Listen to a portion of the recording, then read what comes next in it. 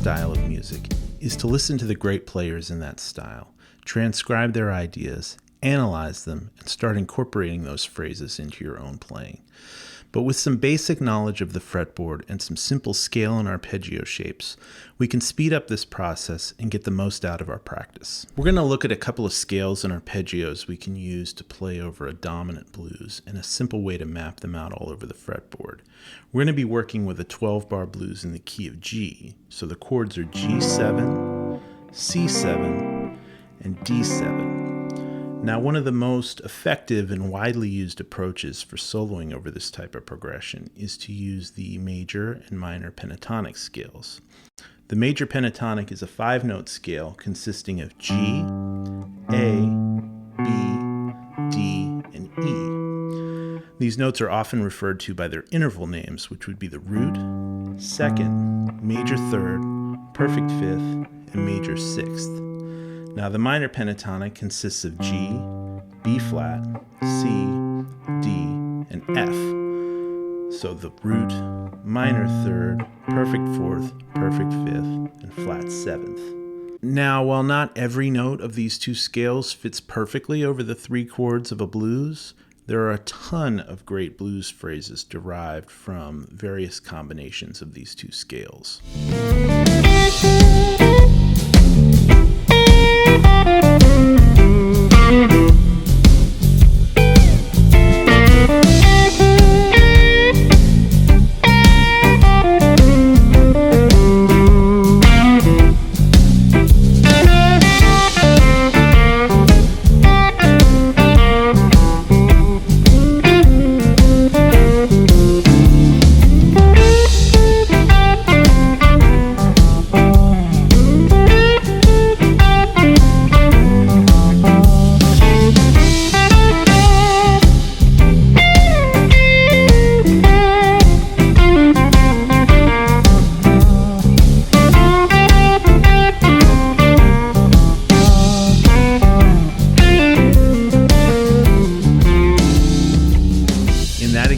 Played over a blues form using just the notes of the major and minor pentatonic scales, taking the second, major third, and major sixth from the major pentatonic scale and incorporating them in with the notes of the minor pentatonic scale.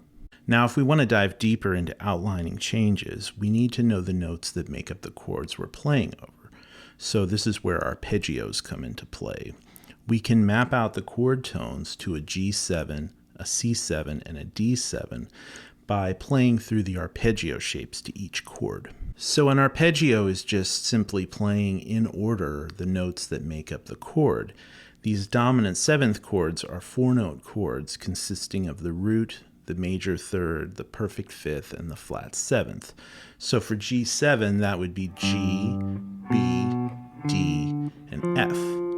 For C7, that would be C, E, G, and B flat. And for D7, that would be D, F sharp, A, and C. We can play these scales and arpeggios in a variety of different ways, but the simplest way to get started is by learning them in the 5 positions.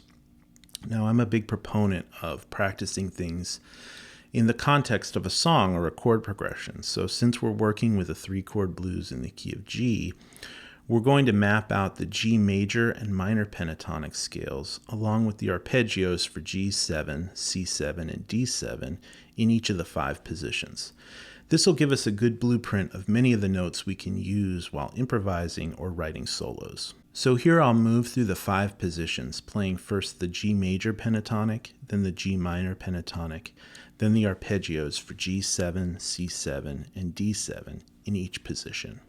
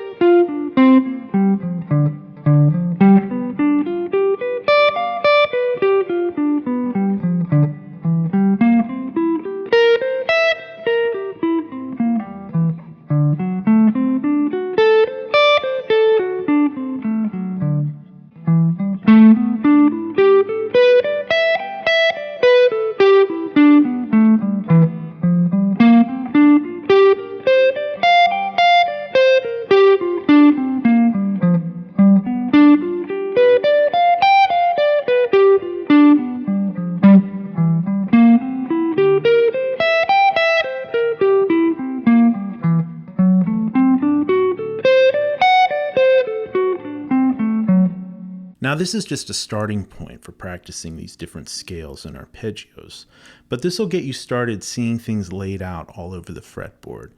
Many blues lines and phrases fall within this group of notes, so as you're listening and transcribing and coming up with licks of your own, this will help you quickly find the different places on the fretboard things are being played. So the tab and notation for the solo that I played at the beginning will be available on my Patreon page, as well as the backing track that I played over. As always, thank you for watching, and let me know in the comments if you found this information to be helpful. See you next time.